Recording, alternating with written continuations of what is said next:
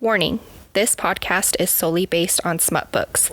The definition of smut is a story that includes one or more sexually explicit scenes. This is a warning for all listeners to proceed with caution. There will be explicit content, sex talk, and triggering subjects. We will provide a trigger warning before each episode. This podcast is not intended for all audiences. Listener discretion is advised.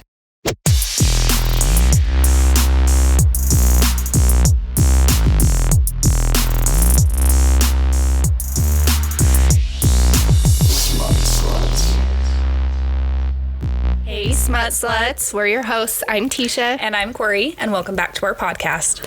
Okay, so our lives are shit shows right now. To say the least of it all. Yeah, I'm moving, Corey just moved, we're going through some shit, and so our pod has not been what we want it to be. We haven't been able to post and do as much as we'd like to with it, but hopefully once we're all settled into our new places, we will be back on our game and be able to give you guys more of us. So we apologize, and to add to the shit show, we totally deleted the video for praise. And so no, it's haunting Adeline. Oh, is it haunting? Yeah. No, we have praise. It's haunting. Okay, so we deleted the video for haunting Adeline. So we apologize about that. It's not going to be on our YouTube, but this one is definitely going to be on our YouTube. That was a minor technical difficulties on the photographer's behalf. I'm throwing you under the bus. Bria. But it was pretty funny. We realized it and we're like, shit, that's not what we meant to do. So, hey, and we're not shit shows. We're what Corey likes to call spicy disasters. Yes. A spicy disaster with some class in it. We're working on it. Don't judge us. Yes. Okay.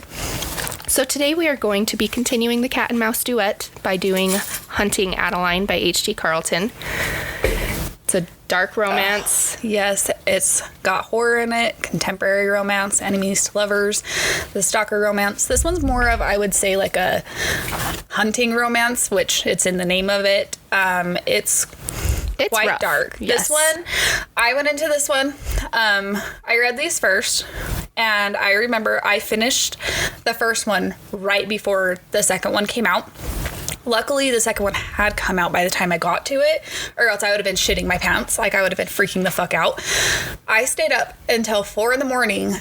reading this book just to get to a point where I was okay to stop and sleep. And I had nails at 9 a.m. I had 5 hours of sleep, and I didn't give a fuck. I had to read this. You're like, I gotta get through. Yeah, this one is really, really, really dark. Like, kind of like in a very disgusting manner, but very. It's a good book. So the trigger warnings, CNC, consensual, non-consensual, the dub-con, the dubious consent, and this was created by fan fiction community to make visible the gray areas between rape and consent. And again, I am going to read the trigger warnings from the book just so you guys have a full understanding. Like, if you have any triggers, do not read this book, because I'm pretty sure this one covers every single trigger that is possible. Yeah, after you read it, I have a comment about it. Okay, so important note. As some of you may know, the first book in this duet, Confronting Adeline, was banned due to the warnings, but it is so necessary to have one. These are also available on my website. This book contains very dark, triggering situations, particularly a 4-letter word, what am I reading? A 4-letter one that starts with R and ends with E, though not between the main characters. Is that created enough, Zon? I love her sassy. Right? These scenes can be detailed, so please proceed with caution. There is also graphic violence, sexual assault, explicit sexual situations, human trafficking, PTSD, and very particular kinks such as blood play, knife play, degradation. We apparently have been saying that wrong. Sorry. It's degradation. Are you happy, Nick? I love you. And somnophilia. This book is significantly darker than the first. Please take these warnings seriously. Your mental health matters. So I think that the trigger warning is perfect for this book. I don't think it still doesn't prepare you for how dark this is. After I got done reading this book, because you don't want to read reviews before you read the book because you don't want spoilers. But I have seen so many people who did not read the first half of this book. They skipped through it, and I'm like, how the fuck did you skip through it? I could understand skipping the scenes, but I couldn't understand skipping the first half of the book because you're missing so much. Yeah. Because then you get to the second part and then it's like, wait, why is this happening? You know? And I even remember before I read it, you told me that you had to skim through a few scenes. You couldn't go through like all the details and stuff, and it's rough. It's rough. Okay. Yeah. Okay. So we're going to get into the synopsis. I think we're going to kind of skim over some of the like more intense scenes, just because going into detail, it's hard. It is. I think when you're reading it, you're in your mind, so it's hard, but it's not as hard as talking about it. Like I think I would get uncomfortable if we were to talk about it out loud. Absolutely. There are going to be spoilers. So just be prepared for that. If you want to read this book, come back to it so we don't spoil anything for you. So, alrighty. So, if you guys remember in the last book, it ended with Addie being taken. And so it begins with Addie waking up tied up in the back of a van, and she's worried about Dea. She's wondering where Zade is. She's like, what the fuck is happening, basically. And so she can hear the guys up front talking about getting paid by Max and talking about a ritual. She's freaking out, like, I've been kidnapped and Max is somehow involved. So thinking like what would Zade do type thing, she starts pulling out her hair to leave evidence in the van, which, bitch, hell yes. Right? Like he trained her so well for this. Oh, I love him. So we learn the names of the two that are in the front. It's Rio and Rick. They realize that she's awake, and so they're like, welcome back to the land of the living, and they drug her again, so she falls back asleep. When she wakes up again, she's in a makeshift hospital with Dr. Garrison. Fucking creep. He is... Sorry. Ugh, he is awful. Yeah. She has a dislocated shoulder, head trauma, and lacerations throughout her body. So he puts her under anesthesia. And Rio and Rick are talking, saying that they're worried about damaged goods because she's supposed to go wherever she's going in pristine shape. They're also calling her the diamond at this point. She hears it, and that's a significant piece. Yep. So she has to get a ton of stitches, and she's biting her tongue when she's around them. She wants to just snap off like she does with Zade, like stick up for herself, but she knows it's not Zade, and they won't hold back from hurting her. Yeah. Sorry, my AC is going to turn on and off as we're going, but it's hot as shitballs, and I ain't turning that shit off. It's fine. I think we need it at this point. It's like probably already 90 outside. Okay. So she's been gone 5 days when she wakes up. So she's been in and out of consciousness. They've been drugging her the whole time, and so it's been 5 whole days. So she's like, where the fuck is Zade? Like, why isn't he here for me right now? Right. Oh, it scared me. Like, this is why this book had so much intensity. This is why I stayed up so late reading it. Yes. This book also does go, I want to just mention, it's Diamond Shadow, so it goes back and forth. Yep, I was just going to say that because chapter 2 we go into the hunter now. So this picks up where he left off after the bomb happens, and he's kind of like coming to. He's just been hit with this bomb, like not really okay, like he's hurt, he's injured, and then Jay's right there with him, and he's like, what the fuck, why are you down here? Because Jay's not operations man, he's behind the scenes, like he shits himself. I love Jay. Yes. And this is where we learn that Claire, Mark's wife, is behind it, behind the entire sexual human trafficking world. And he also learns that Addie has been taken at this point.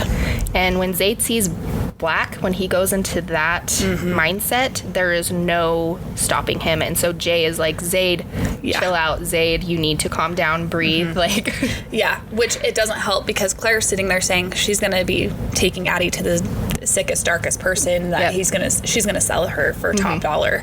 Jay has to end up punching him. Yes, I was like, oh shit, he did it. So Claire puts Zade and Jay in the back of a car with 2 men, and they don't know where they're going. And Zade's thinking, okay, is my men gonna come get me? But he has his small earpiece that nobody checks, so he's able to give the hint to Jay to get his men called, and they crash the car. Yes. And they get him out and escape, and they get him to the hospital.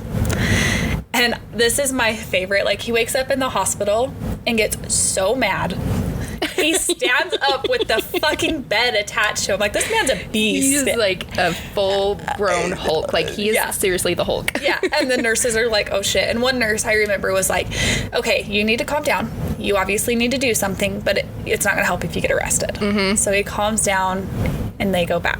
Yes. So they watch the video of Addie getting kidnapped. On the dark web, Addie is getting... So there's an ad out for Addie to get captured with a huge reward, and it's $12 million. So she has got a big target on her head, and so I can't believe he didn't know about this, though. Like, right. They must have just done it, like, snapping it, you know, like, quick. Yeah. Because he pays attention to that stuff. But they had this planned because they knew Z and the organization was coming for him, coming for the rituals and to stop this. And they make so much money off of it. They don't want it stopped. Yeah. Yeah. So they find out that Max is the one that was behind the ad. And, oh my gosh, Zade is like, I need to fucking leave. I need to fucking leave. Yes. He tried to escape 5 times, and they kept sedating him because he needed to just, like, relax. But... I love this line. It says, squeezing his ass cheeks makes him almost black out in pain. But he's like, no, I need to go find my bitch. Yeah. But how are you going to find her if you're hurt? You can't. Right. You can't do anything. Yeah. So he's watching cameras and of Luke, Landon, and Max, and then he finds Rick's name from a bank transfer between them. And so he knows that Max is behind it, and he knows who Rick is. Okay. So this is when it switches back to the diamonds point of view. So then this is when she wakes up as Dr. Garrison's trying to save Addie. But he only wants her for himself. Yeah. He's a sick fuck. Yeah. He takes her, he's trying to get her to the apartment upstairs because nobody else is downstairs with him right now. And he's trying to tell her, like, you're just going to be mine. And she's like, no, I need to stay because that's the only way Zade is going to find her. If she goes with Dr. Garrison, that's out of the leads and he can't find her. Well, they start having their tussle. Yeah. He starts choking Addie and she grabs the scalpel. Yes. And fucking stabs him. And then Rio comes in and shoots him in the head. Yeah. So he falls on top of her. She's covered in his nasty blood. I just picture him as like sweaty and stinky and like greasy. Gross. And yes. That to me, that scene made me gag. I was like, what the hell am I getting into with this? But I was not prepared at all because obviously it just come out. So it's like there's no hints about what's to come. So Rio takes her up to the apartment to help her shower and get all of the blood off of her, but she can't get her stitches wet. And so he's like, I have to watch you the whole time and I have to help you. And she's like, are you fucking kidding me? So then they put her back into the van. And this is when they arrive at Francesca's. Stupid cunt. I don't even like that word, and the fact that I would say it for this woman, I don't even think that does the justice for her. No. Not at all.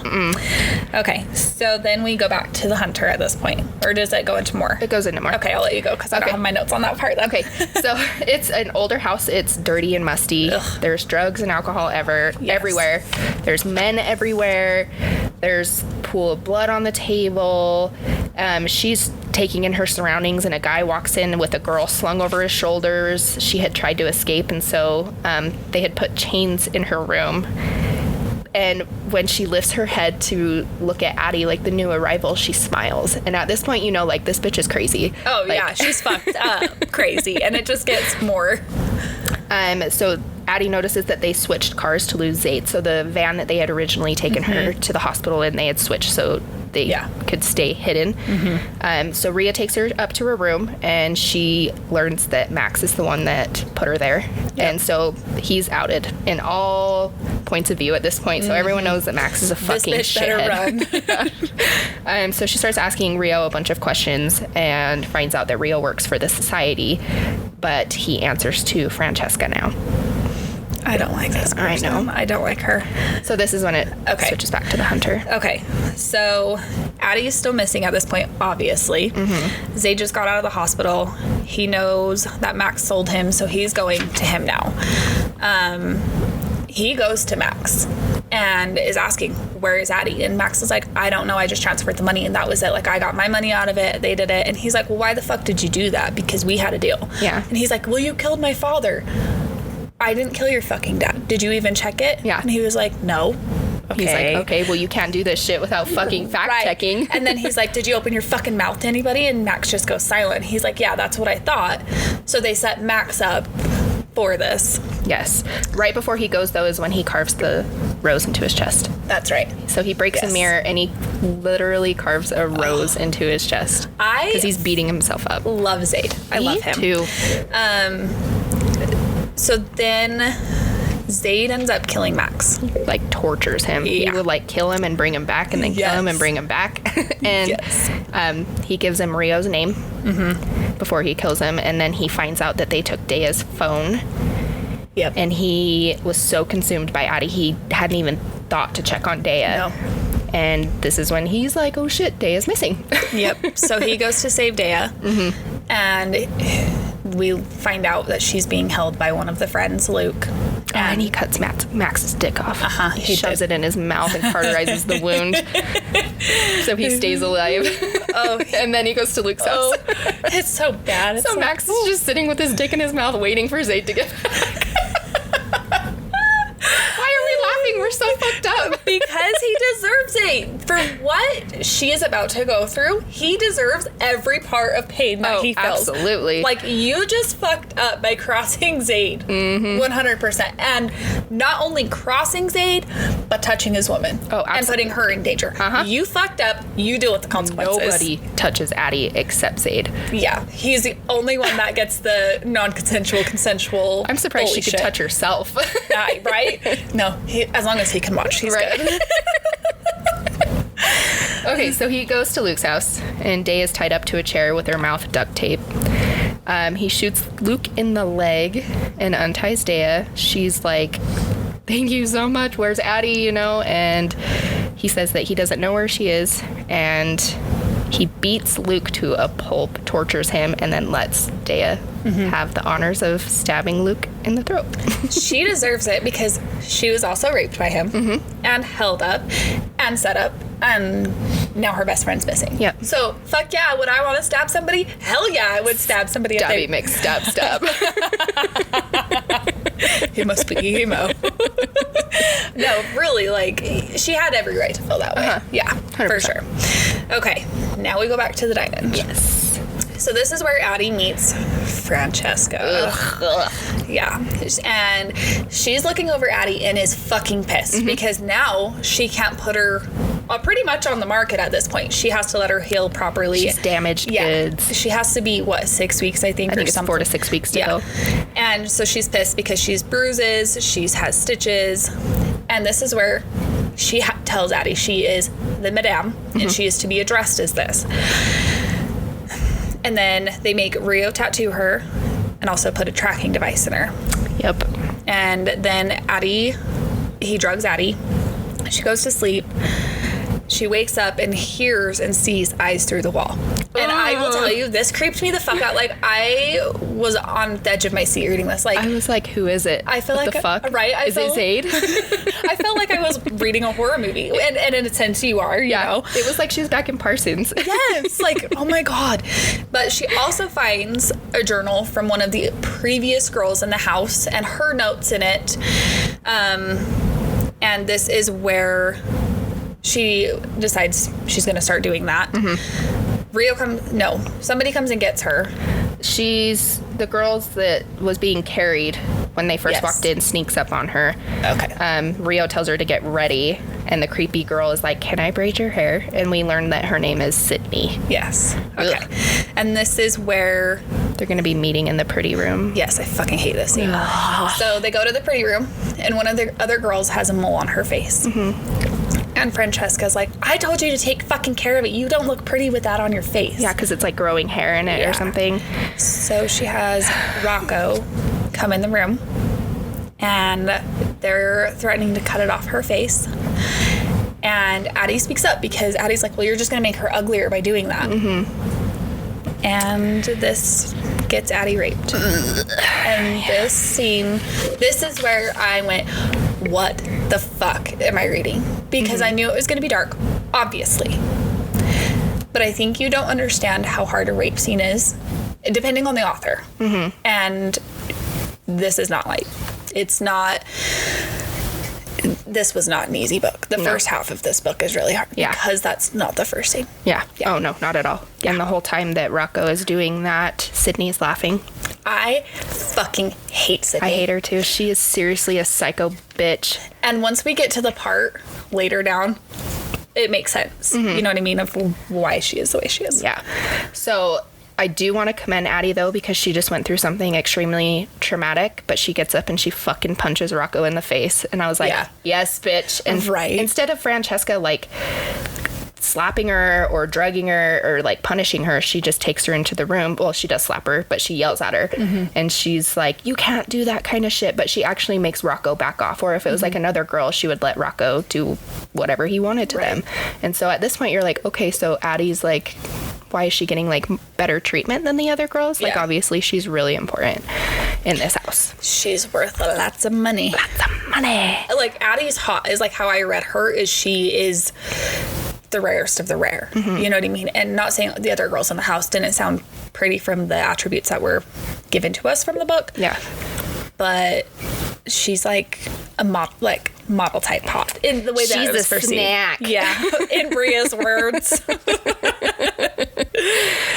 So in Molly's diary, she finds out that Francesca's been doing this for 13 years, and she doesn't know if Molly made it out. And so she's kind of like become invested in this diary because it's like she's doesn't know who this is, but it's the only person that she's connecting to in there through her diaries. Yeah, it's kind of like her saving grace to keep her sanity. Yeah. Yep. So Rhea has to patch up her rip stitches from the shit that Rocco did and sends her back to the pretty room. And she learns about the culling and learns about Xavier. I can't. Xavier's a fucker too. It hurts my heart. Like, I can't tell you I love this book, but I hate this. Like, literally the only people we like right now are Jillian, Phoebe, and Bethany, which are the other girls in the house. Sydney's a cunt. Everybody else is cunt. Yes. And we learned that Sydney has been trying to stay in the house as well. Like, she doesn't want to be sold. And so she does, like, everything in her power to prove that she's not ready to be sold yet. Right. And Francesca allows her to stay in the house, which we learn why later. But it also makes sense, like you learn later, but it also makes sense why, because where she comes from. Like, she, no family, you know? Yeah, she has no family. Okay, so then it switches back to the hunter's point of view. And at this point, Addie has been gone for 12 days. And so Zade finds Dr. Garrison's makeshift hospital and seeing a huge bloody pool of blood. And Jay hacks the cameras. And Jay's like, man, you don't want to see this. And Zade makes himself watch every part of it. And he sees the little girl that got shot in the leg. I can't remember... What are Basilisk Brothers? Is that what they're called? Why can't I say it? Basilisk. I don't know. It's literally in Harry Potter. I know. Basilisk. Harry Potter. Basilisk. Wow, we're stupid. Basilisk. Something like that. The brothers are in it. They come into the story later, but they are known to be on the market for organ selling. Is that the right way to say that? Like black market organ donor selling. Selling. We are fucking spicy disasters. We just over here trying to get through this. Words are hard. This is where he also sees that Addie had gotten taken into the bathroom. Rio helped her shower and leaves. In a switched vehicle. Yep. And he has Jay. I know. I was like, so he has Jay set up cameras around the entire building. And lights this puts Dr. Garrison's body out a fucking window, just like hanging. Lights this motherfucker on fire and posts it so the society can see. Zade is coming. You fucked with the wrong person. He knows, and he is tracking your bitches down. Yeah, like you're fucked. When he finds you, y'all better pucker your butthole because he's gonna fuck it with no lube and it's gonna be bad. Raw dog. Okay, so it switches back to the Diamond's point of view.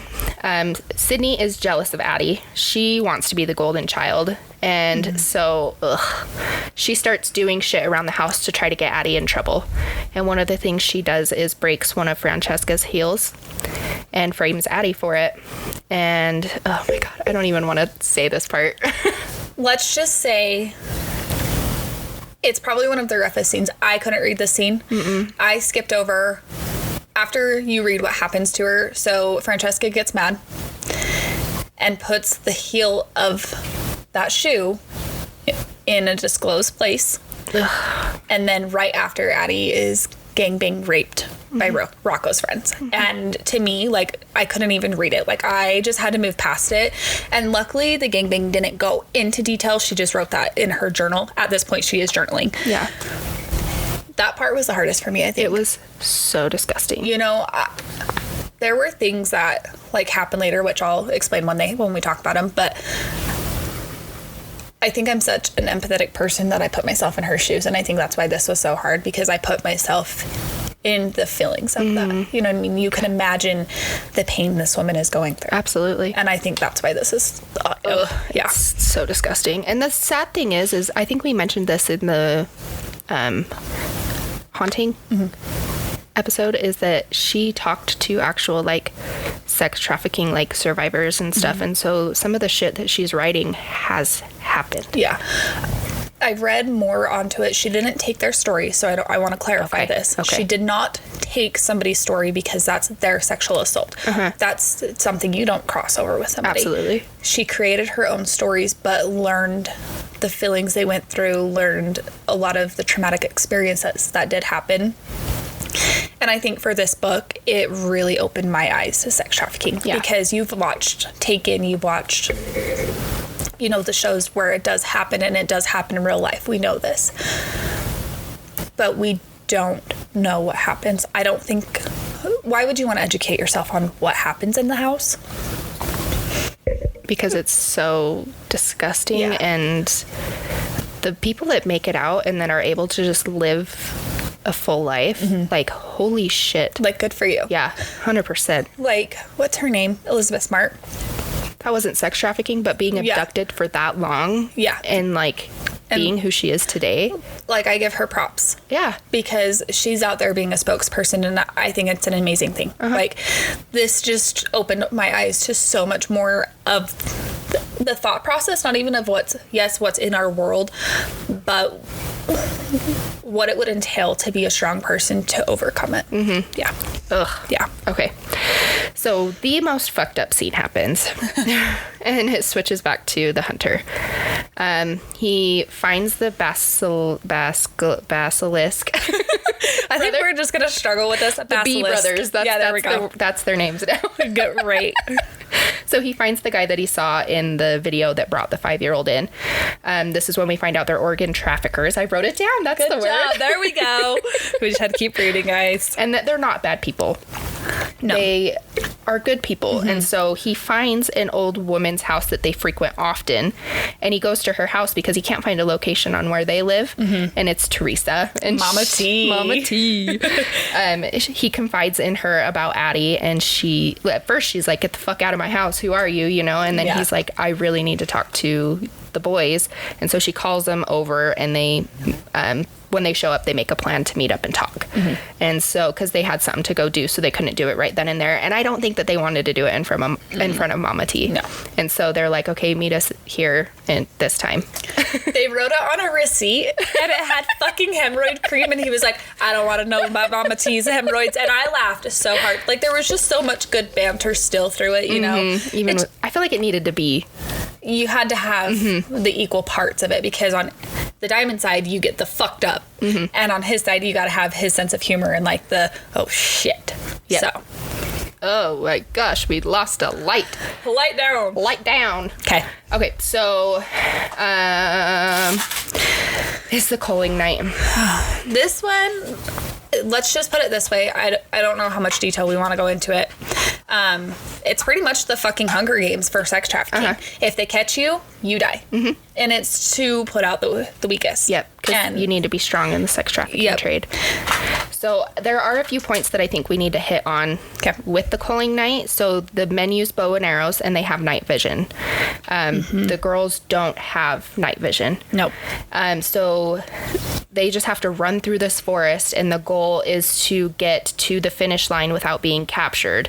But there's booby traps set up in the forest. And it's a maze. Yes. Yeah. And the men have night vision goggles, so these girls are going in not being able to see shit, and they're expected to make it all the way across. Once they pass that finish line, they're safe. I would shit my pants.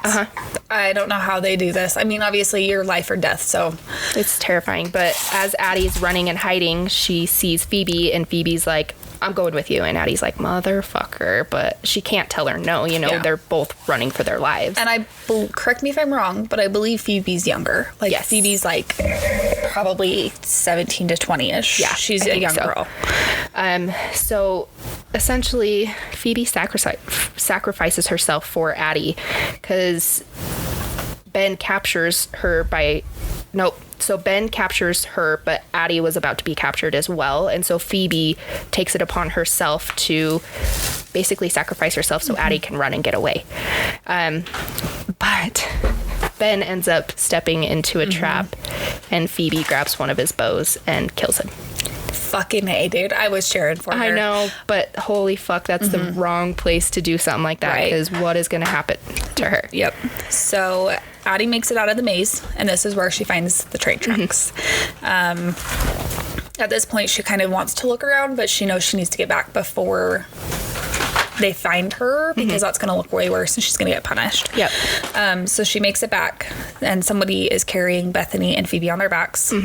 And they're told that they have to mingle with everybody afterwards, which, like, what the fuck? And they can get whatever they want to eat at this point.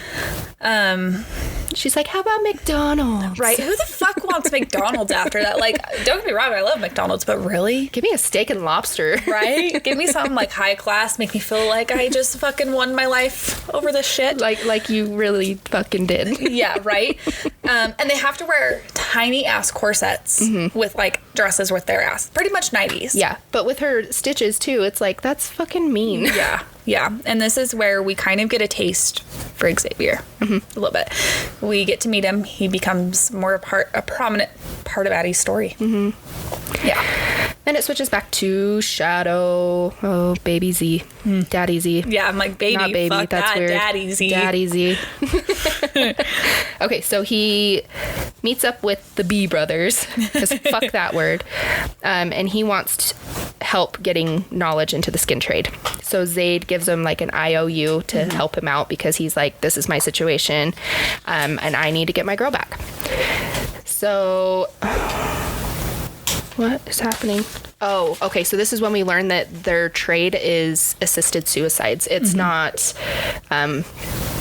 like they're murdering people or anything like that to take organs. It's people who are sick or have gone through trauma, and so they're doing it. I mean, I don't love assisted suicides, because I feel like it's really hard, a hard subject to talk on. Yeah, I agreed. But at least they're not out like murdering people, No, I agree with that, and they're funny. They are. I love the banter with them, like when Zade is like leaning over the computer, he's like, God, you're breathing down my fucking neck. He's like, yeah, you want me to do it more? And I'm like, yeah, I do.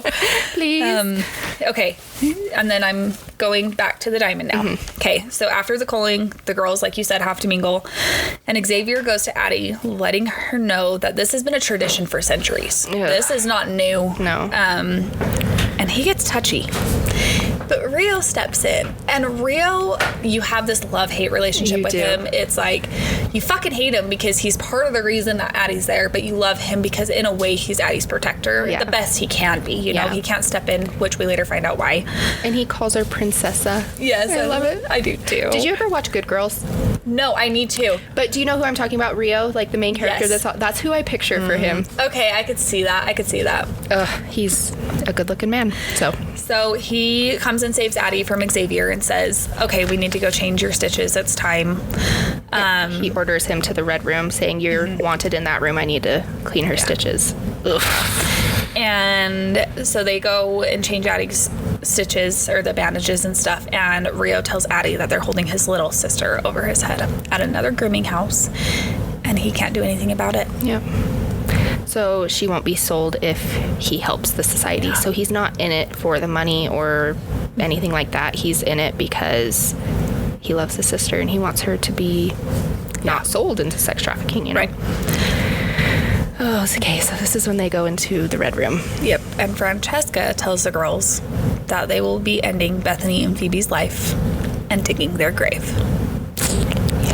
I will tell you, talking about this and reading it, I'm really having a hard time with that. Like, it's really hard. Yeah. It's really rough because if you get attached to the characters. You do. Even though we didn't see Phoebe and Bethany for a long time in the story, but you still felt for them and what they were going through, and just because they didn't make it through the maze, like, they have to die, and of course they're gonna make the girls do it.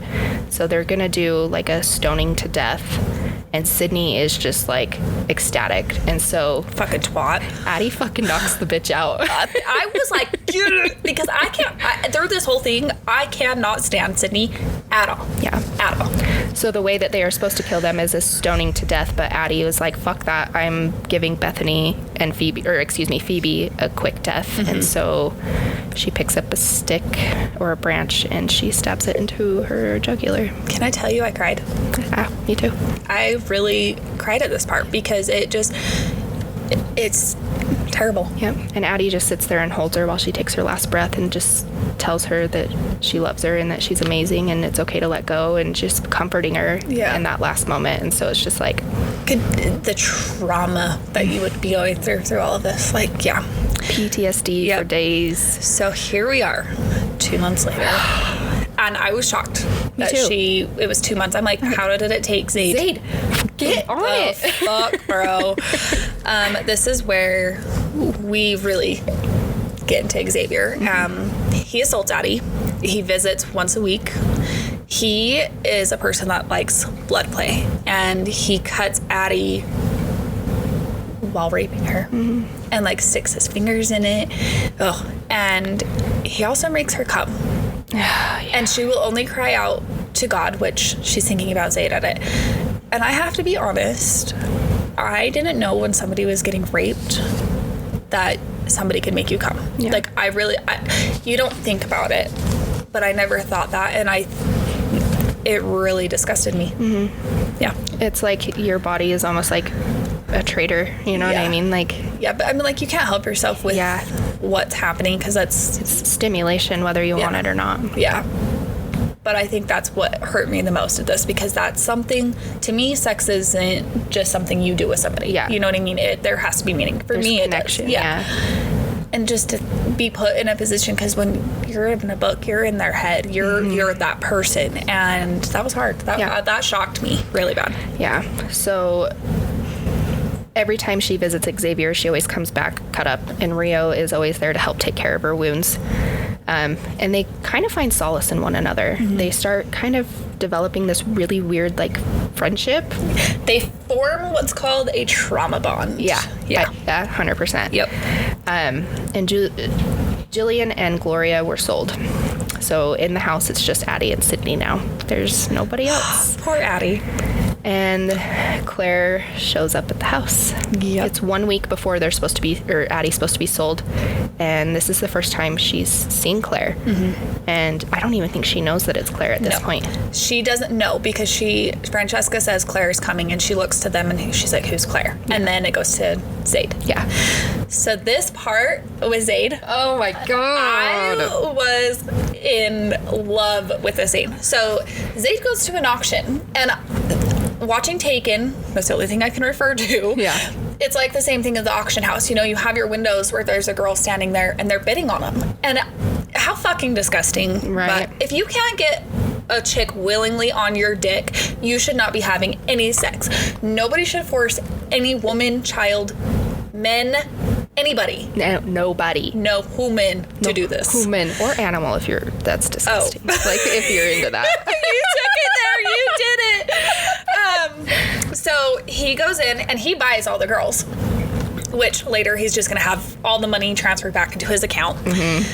So he goes into all 15 rooms of these men, ties them to the motherfucking chair, pours gas all over him, sets a camera in the middle on the stage that circles rotates, that's the right word. I couldn't think. I was like, circle. Okay. And lights all of them on fire.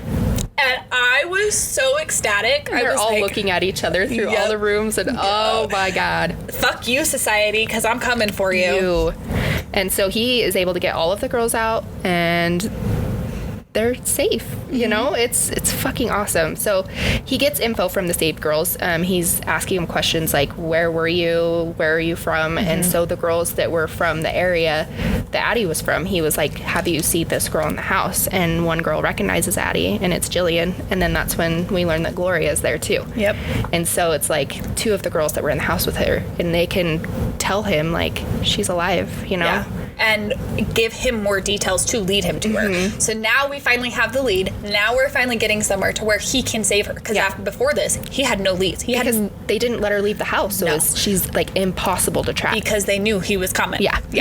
So now we go back to the diamond. And Addie sees Claire for the first time and realizes who she is.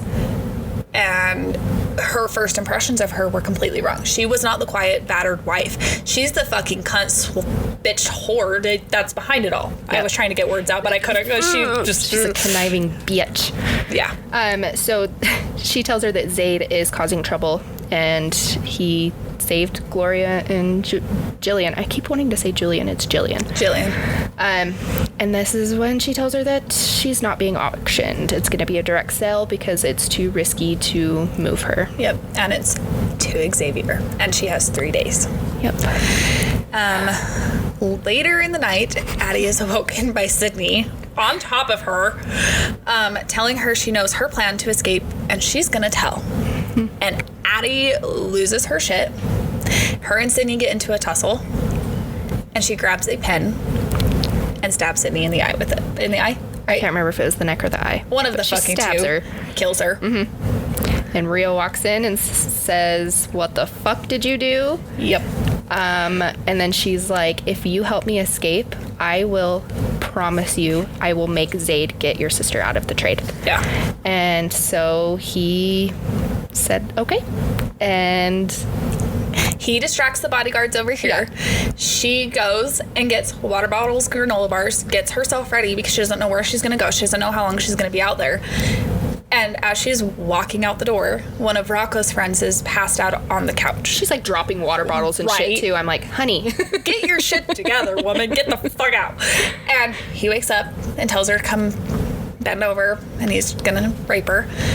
But this chick is so smart. She like acts like she's gonna do it, grabs a knife and slits this motherfucker's throat, gets out and runs. And the bodyguards outside are dead, and so Rio fucking killed them. Like, I was shocked by that. I was like, I thought that he would just be like, hey guys, come over here. I didn't think he was gonna take it to that extent. Go Rio. Like, I know it's hard because you don't like Rio, but at the same point you're like, okay, I can have respect for him. So Addie is running, and this is where we go back to the hunter. So the B brothers. We're just gonna that's it. B brothers. ZKEs. So they helped him. Sorry, I had to. I'm a movie quote person. It's fine. Okay, so the B brothers help him find the house. And when they show it to the girls, they confirm that it is the right house. And so they send a drone over. And so they see that there's a full search going on at the house, and they're 5 minutes away. And so they're like, what are we supposed to do? Like, we don't want to be around all these guards and stuff, but like, does that mean she escaped? Like, what the fuck is going on? Is it another girl? Would they have this big of a search party if it was another girl? So they go directly to the train tracks. And I'm so glad that Zade is smart, because the train tracks say they're active, but they're not. So he knows to go back there. I was like, thank God. This is where I stayed up till 4 a.m. This was fucking like 60% into the book. I couldn't do it.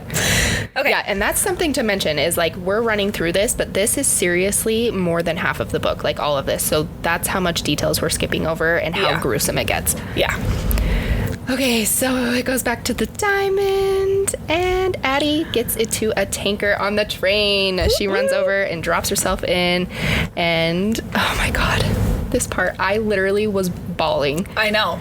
So she's in the tanker. There's a little squirrel in there, and she's making friends with it. Like, I think there's end up being 2, and and she named them, and they hop off, and she's just she sees them go up, and she's like, oh fuck, I can't climb like that. How the fuck am I gonna get out of here? And so she's like panicking, like, okay, well, I'm just gonna wait until I don't hear voices anymore. But she hears voices starting to come closer and closer. Yep. And there's like an altercation that she can hear. Well, somebody tried to they got onto the train. Oh yeah. And she heard it and she starts panicking, like, oh fuck, they found me, oh fuck, oh fuck, oh fuck. And she has 2 knives. And then she hears the altercation and she goes, was that a bullet? Was that? And then the door opens and she sees Zade with his 2 colored eyes and his scars. And he was like, Zade. And he's like, baby, stay right there. And I just got chills. Like, it was just, I bawled. Like, yeah. And Day is there, and Ruby. And Jay? Jay is in the drone. Okay, right. I can't, Michael's the guard with the them. security guard. And they get her. They get her out.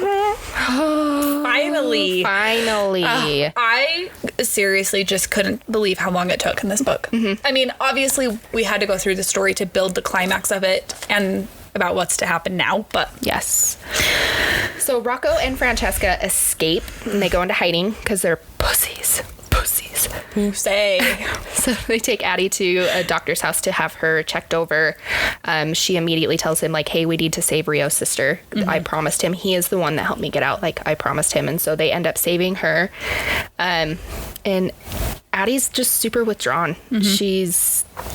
I mean, she'd be not normal if she wasn't, you know? Yeah, she's dealing with the trauma now of that. She can't even have anybody touch her, like, especially Zade. Yeah. And that hurts the most because she wants that. Yeah, absolutely. Yeah.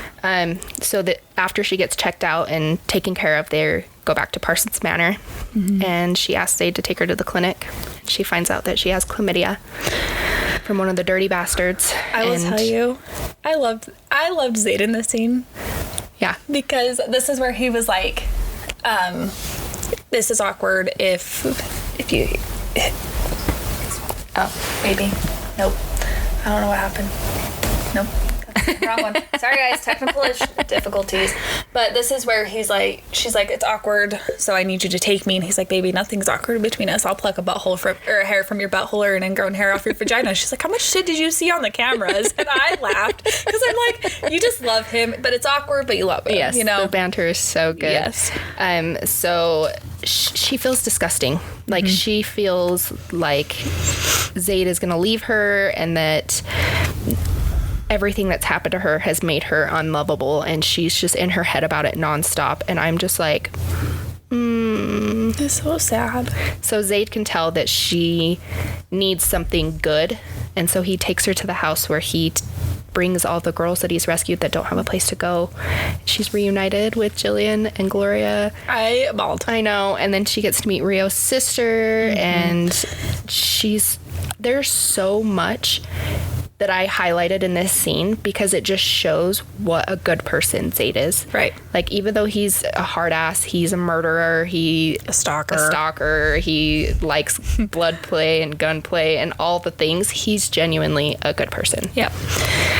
This is where Addie asks him to go take her to get a tattoo, though, to cover after the house. So he goes and takes her, and she gets a rose, and it's just so touching. To cover up the tag that the society branded her with. Yep.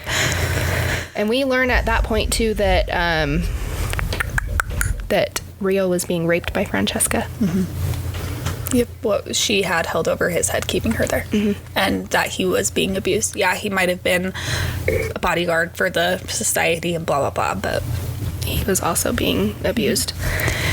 And that just kind of gives Addie even more soft spot for him. So, which Zade has a hard time with because he wants to fucking kill him, but he's also like, okay, we can't. I gotta hold to Addie's wishes. And she's still on the fence about it too, because she's like, he's the one that fucking kidnapped me, you know, and brought me to the house, but like, he was kind of my solace in the house, you know. Yeah, safe, like that safe haven of she's okay. So she's back and forth with herself on that. So after the tattoo, they go back home, and she starts getting a lot of flashbacks. She's making a salad one day, cutting up vegetables, and almost fucking stabs Zade. Yes, I was like, oh God, that's not what you would do. Yep. This is where Zade really shows his strengths at helping her and helps her reprocess all of the things that she went through and why it makes her feel powerful in a way. So he helps her reprocess all of that. And this is where Addie also fills Zade in on how Claire visited the house and what her plan was of it. And he starts training her so she can help on their missions, just getting her into a place where she can fight for herself. She can fight back so she's not so vulnerable. So Addie's mom ends up visiting the house, and she doesn't approve of Zade. She wants her out of Parson. She's just still being the same mom, even though her daughter's been missing for how long, you know? It's like, he literally saved me, and you're saying you don't like him? Like, what? Right.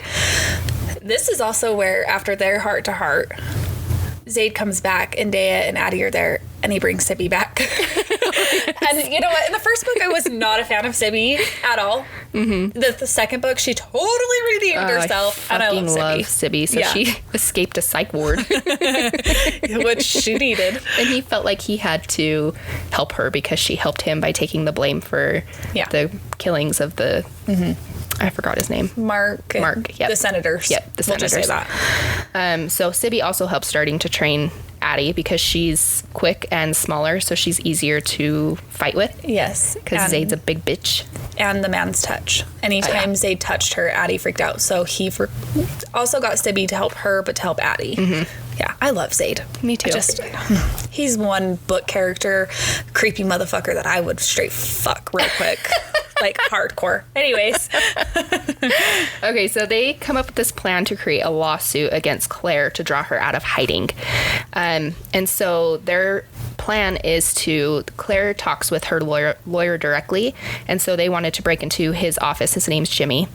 And to put like a file on the laptop so that when he sees it, he'll send it to her, or some sort of plot to get her to come out of hiding, because they don't know where she is. They can't get to her. Scared little bitch. And so Addie is like, I'll do it. And he's like, no, you won't. And Sibby's like, I'll do it. And he's like, no, that actually might work, because she's fucking psycho, but she's also sly. Yeah. She's can go into hiding and not be found forever. Yes. And so he tells her to dress like...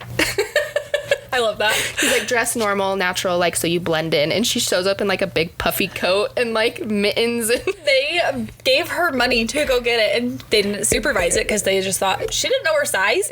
So Addie and her switch jackets, and they tried out to make fun of her. She's like, I will stab you. Shut the fuck up. But I was dying. He goes, Sibby, you're not supposed to stick out like a sore thumb. She's like, I look like a thumb. I love her. Yes.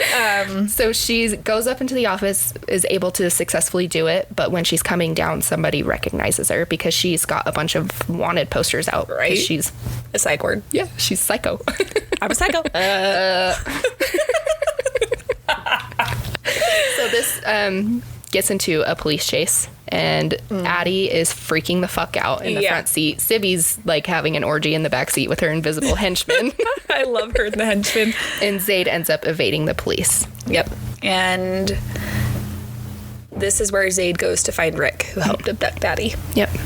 So they end up finding him, and they end up killing him. Thank God. Fucking for real. Okay. So this is where Sibby and Addie are training, and Dea comes over, and Addie stops, and Sibby still hits her. She's like, don't take your guard down. And I love it. Like, I love their relationship after a while. But this is where Dea tells Addie she found Francesca and Rocco. Yep. In South Carolina. So they go to find them, and they drug them. And then they take them. And then right after that, they go to a club that Xavier's at. And this part, I was fucking panicking. Me too. I was like, so glad. Hyperventilating because you were just like, oh my God. So they get into it, and it's like, it's a sex club. And I want to know, are those a real thing? Because the past few books we read, I think like the last 6 books. 3, maybe something like that. I'm like, I even asked my mom, I'm like, Mom, are they real? And she's like, I don't know. Probably not in Utah. No. Fuck, maybe. You can't even have full nude in Utah if they serve alcohol at a strip maybe. club. So they're wearing masks, and so you can't see the identity. She's also wearing a wig. And just to point out, Addie's not wearing underwear under her dress. So she finds Xavier, and Zade is with her this entire time. But Xavier gets her into a room and he has high access and locks the doors. And no way in or out. He figures out that it is Addie. And they get into a tussle, and he literally almost rapes her again. Mm-hmm. He's like, no panties, is that for me, or something like that. And I was just like... And Zade busts in the motherfucking door, and I was panicking. Like, I was like, oh my God, if he rapes her again and Zade doesn't get in, it's going to be bad. Bodyguards that follow in after him, and Zade ends up putting a bullet between both the bodyguards' heads, grabbing Xavier, and they have to book it the fuck out before someone tries to find him. Yeah. And Addie's having a panic attack, so it gets her out of the police. And she, after they escape, she really is having a hard time. She withdraws so bad. And this is where the rose scene comes in, and I love this scene. Yeah. This scene to me was one of my favorites. When Zade gives her roses, he takes the thorns off so it doesn't hurt her. On this one, he doesn't, and teaches her, you need to feel the pain. You need to get through it. And he tells her to imagine. No, she holds a gun to Zade at this point. Yep. Yeah. And he asks him, well, she's questioning him, asking him how he's different than them. He forced himself on her at the beginning of their relationship, and Zade puts his forehead to the barrel of the gun and said, the heart in your chest isn't fucking yours, so if it's not beating anymore, you might as well pull the trigger. And I was just like, oh my gosh. Breaks it's so heart. Fucked up relationship, but it's so cute at the same time. Right? Like, we need therapy for this fucking book. This is where Zade helps her because she's frustrated sexually because she can't get past what the men did to her, which is understandable. But she doesn't want that. Her and Zade have a very fucking high sex life and that. Yeah. So he makes her hold a rose and pinch it to where the thorns are cutting her, and she has blood running down her arm, and he tells her to imagine putting a gun to the men's head and pulling the trigger, and he tells her to make her feel between her legs. Yeah. And she's wet, and she was like shocked she was aroused. Yeah. So he dips the rose in her juices. Jesus, yummy. And he's making her feel the rose. And he's like having her like almost like finger it. I would say finger like it. in the middle of it. And she's like, why is this turning me on? Why do we have eye contact right now? Awkward. Just Look kidding. into my eyes. Deep into my soul. And this is where she finally allows Zade to touch her. And she kind of wins a piece of her soul back. And she goes to it. She gets off. Yep. She wants to get him off now. She was trying to fuck him, and he's like, no. One step at a time, baby. Yeah. Like, one step at a time. Like, chill out, Addie, you little nympho. Is that what it's called? Yeah. A nympho? This is where we get the little titty fucking, though. Yeah. And that to me was just like, this whole scene to me was just, wow. And he calls her a whore. I know, and she gets upset, and he's like, the difference is you're my whore. Like, you only give it to me, and I respect that. They took it. You're not a whore for them. Yeah. And it's like a praise king a little bit. He does a lot of the good girl, and like, I love the praise king. I kind of think I might have a praise king. Kind of. We'll see. Okay, anyways. So she sees the rose cut on his chest as well, and she's like, he did that for me. Like, she's realizing, like, no, he's... like, I need to let my guard down because he is good. Yeah. So now they have Rocco, Francesca, and Xavier tied downstairs in the manor. And Sibby is down there torturing them, singing Ring Around the Rosie. And this is where we find out Sydney is Sibby's sister. And it made so much sense. I thought it from the beginning. Yep. You pick up on the clues. Like, they're both psycho. They both were in the walls. They both watch people. Obviously, Sibby's the better crazy, and Sydney was the actual, like, psycho. Stab. Yeah. Second time I've said that. Okay. It's fine. And Addie asks what happened to Molly, who's the journal she found, and Francesca tells her that she escaped. She is the one and only until Addie. And we learn that Francesca and Rocco were making money under the table Yes. by prostituting the girls out, and Sydney had found out. And so she was using it as blackmail, which is how she was able to stay in the house for as long as she did without being killed. Yep, and Claire made her suffer through that because it was her own fuck up. Yep. This is where they have their own culling for them. This scene to me was like, holy shit balls. Balls. So they get their bow and arrows and they tell him to fucking run. And Xavier's like, I'm just going to escape through the Driveway. And Addie's like, no, you will not. This is how the rules. And they have men around the property so they can't get out of it. So Addie's hunting Xavier. Zade goes after Rocco. And Sydney goes after Francesca. Sibby. What'd I say, Sydney? I thought heard Sydney. If I said Sydney, I'm sorry. I miss Sydney. And so they make him run. They all catch him. And Zade is dragging Rocco back and just throws him on the ground as Xavier is on the ground with Addie. She shot him In the leg, I think. And Zade gets Addie off in front of Xavier and was like, she never said your name. She only called out to God, and I'm going to show you why. And holy fuck. Yeah.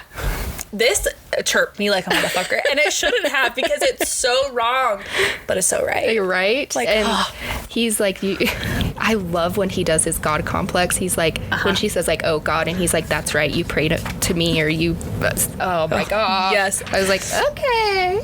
So they end up, what? This is when she shoves the heel down Francesca's throat. Thank God. I loved it. Yeah. I was like, get it. It's like whole payback. Yeah, this whole scene was revenge in one show. Mm-hmm. Yep. And then they let Sibby go wild on her. And he goes, and we let Sibby go wild. She played frisbee with the fucking body parts. And so he had to go pick him up and clean him. And then she had an orgy with her henchman right after. Yep. She's fucking crazy, dude. I do want to mention, I'm sorry, that Addie stabs Xavier over and over and over in their groin area. And I'm like, yes, rip his dick apart. Rip it apart. Cut it off. Shave it nice and small. Slice it like some cheese. Okay, I don't know where the fuck that came from. You're welcome. Okay. This is where Addie is in the mirror staring at the cuts on her body. And Zade replaces them. Mm-hmm. He cuts her and makes new memories with them. He says, every time you look at these, you think of Xavier, so I'm going to cut him again so that you think of me. Mm-hmm. And I'm like, it's cute, but I'm like, okay. Oh, boy. Oh, boy. So then they almost have sex in the bathtub. The tip she has goes like in. an inch of it in. Just the tip? Just the tip. It still counts. And he's really patient and cares. Mm-hmm. So Xavier's disappearance is noticed, and she thinks that she's going to be a suspect. And he tells her not to worry and that she needs to watch the news at 8 o'clock. Mm-hmm. So 8 o'clock rolls around. Sibby's on the couch with her popcorn, and Addie's trying to sit down, and she's like, no, you're going to sit on my henchman. She's like, why do I have to be concerned of where I sit on my couch because of her invisible fucking friends? Won't he be more comfortable standing up than me because he doesn't have muscles? Right. Love them. I love it. So then this is where Zade goes on the news, but not as Zade, as Z, covers his face and uses a voice changer and says that he's the one that killed Xavier and shows the proof of what he was doing. Pretty much calls out the fucking society at this point. And Addie is just absolutely smitten. She's just like, I love him so much. She's like humping the air like, get home, dude. I'm ready to go. I'm ready. But he doesn't get home until 12 o'clock, like after 12. And so she asks why he was home so late, and it was because he killed a guy for Jillian. It was the guy that Jillian asked him to kill. Yep. And this is when they start talking about Rio, and Zade tells him that he knows where he is. And Addie admits that she doesn't want Rio to die, and Zade doesn't like it because of what he went through. Yeah, what he did to Addie. Yeah, but he respects it. So they kind of have a little, I don't want to say a fight, a tussle. It's like an argument, yeah. About how she always thinks that she's helpless. And oh my gosh. And he's like, he makes her realize that she has more power than she thought that she did. Yeah.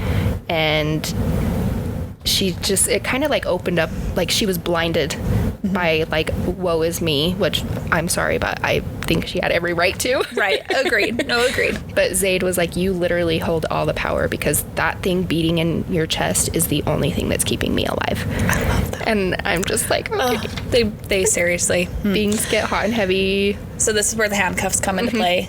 And she handcuffs Zade. And she takes control. Gets on top and gets him all the way in. And she tells him that she loves him. And he's like, take these handcuffs off now. And she's scared. I would be scared. He's like gonna maul her. I would be scared. Which he does. And she, as they're like mid-fucking, she asks him to carve a rose into her chest. So he's carving a rose into her chest while there's penetration. Not enough. Wait, how does it go? Not a good enough reason to use the word penetration. I kind of want to make it a goal to use the word penetration in every single episode. Deal. We could do that. So they have worked through it now. And now he's saying that Claire's been too quiet. He took a ring down with infants at 3 a.m. and then calls Jay wanting him to check on Addie's parents. Jay finds out that somebody broke into Addie's parents and goes to wake up Addie and Zibby at this point. So Jay shoots at their truck to prevent them from leaving, so they go back inside and they immediately rush over. So they storm the house and kill a bunch of men. Some had tried to sneak up on them, and they start to clear it room by room. And as they're doing that, there's a laser pointed at Zade's chest, and they're like, Zade, get down. I think it was Jay, because he has like an infrared thing where he can see that, but they had like styrofoam over him that was blocking it. I don't know. So Zade does get grazed, but he's okay. And so he's like, stay away from the windows. And Addie's like, I think we need to go check the basement. So as they're walking downstairs, there's a light, but it's blocked out. And they thought someone had turned the light off, but then they realize it's a man standing there. Yeah. And, oh my God, they're like, Sibby, sick 'em. I know. And then she goes and does her thing. Yes. And it's the best. Her creepy little doll, like, I would hate to see her in real life. I think I shit my pants. Oh, she's terrifying. Yeah. So she ends up killing him. And they run into the room, and her parents are tied up with guns to their heads.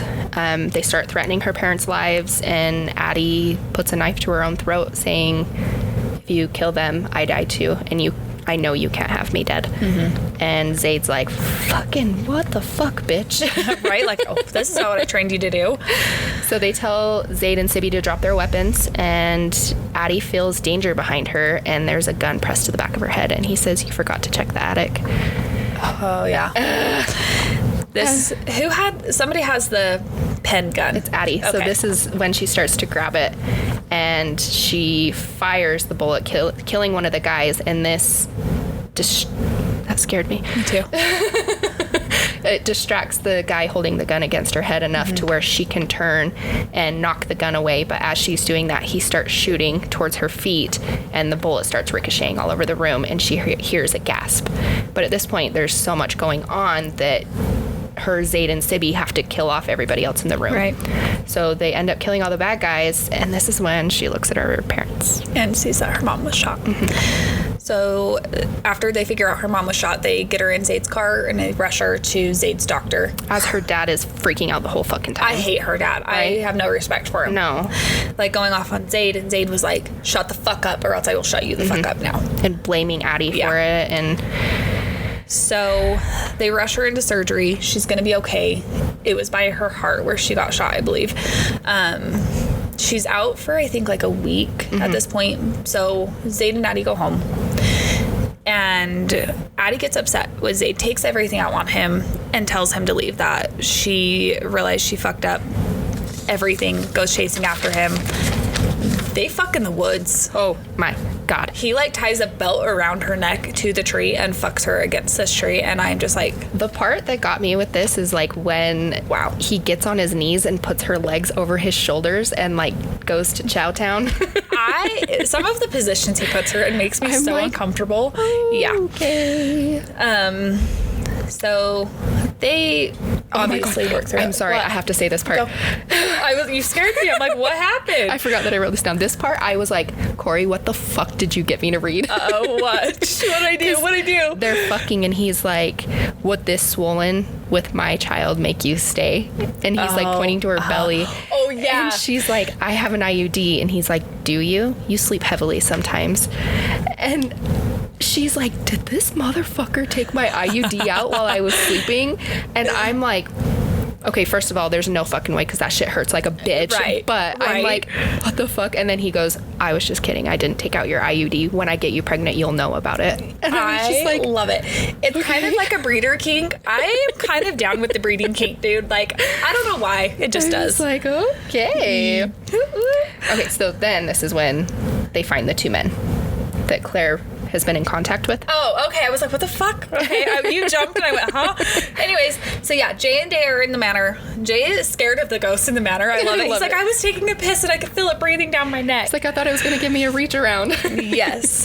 So they intercept to grab these two men and they set a trap to get Claire. They have the men slap around Addie and Zade and make it look like they've captured them. So Claire comes. Yes.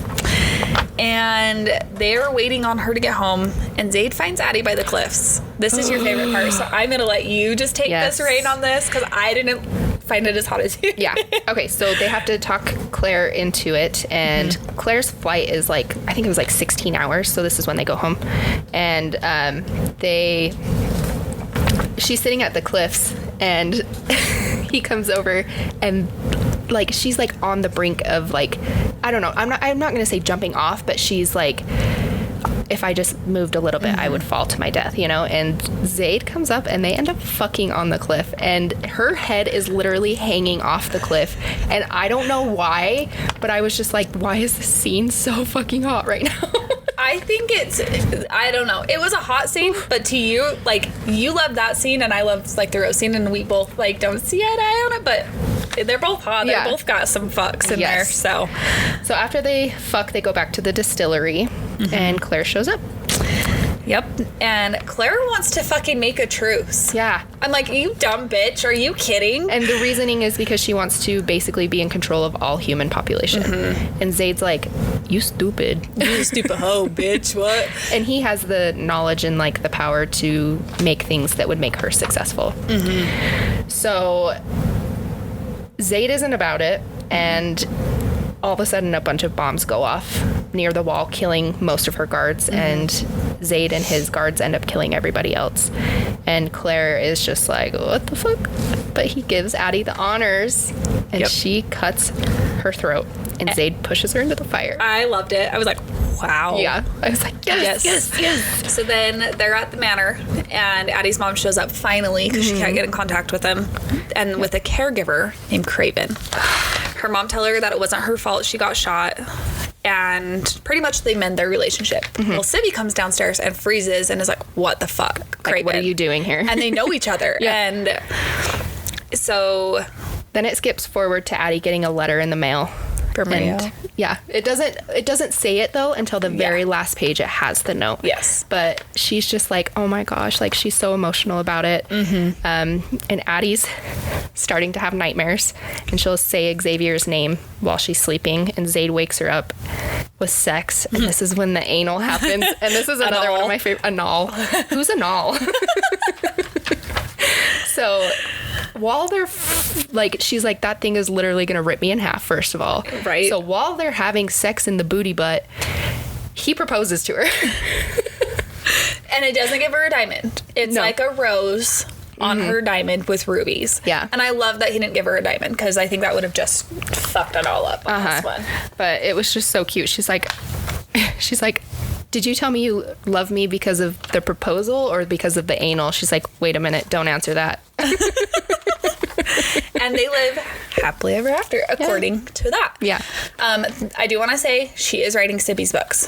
So So we are about to get, we're going to get some more Sibby. Addie and Zade are going to be in them, so we'll see what happens at that point. I didn't know that. Yeah. I know that there's Satan's Affair, but we haven't read that yet. Yeah, I think I want to read it just to see if they say you need to read it before, so that's something I would like to see, but, so I'm excited to see where she takes Sibby, because obviously I want to know the connection to Craven. Yeah, and they did touch on the subject that they need somebody in control of the government, and Sibby was like, I'll do it, and they're like, fuck no, you're crazy, and then Addie was like, well, she might actually be kind of good at it because she weeds out the bad people, the demons. She can smell them. Yeah. So we'll see how that goes. We'll follow up with it and we'll read it when it comes out. Yes. All right. Who was your favorite character in this one? Adeline and Sibby. I fucking loved Sibby. She was so funny. I have to agree. But I think Zade and Abby are mine. Yeah. I love Sibby. I do. She created the banter that we needed to lighten the story. Yeah. Zade, obviously, because he's Daddy Zade. Yeah. But Addie, she's a strong bitch. She overcomes some fucked up shit that happened to her. Yeah, that's why she's my favorite for sure. So, favorite smut scene? The cliff scene or the anal scene? The anal. The anal. Okay. Mine would have to be the rose petal or the handcuff scene, I think. Yeah. Yeah, I think for me it's the rose petal. I think that's my top. It was a good one. Yeah. What's your chirp level? This is a hard one. The first half of the book, 0. Mm-hmm. None. The second half, I would probably have to say a 5. Yeah. Because there was a lot of scenes, but there was the character behind it to why it was so hot. And why, like, when they were reconnecting and stuff, it was good. Yeah.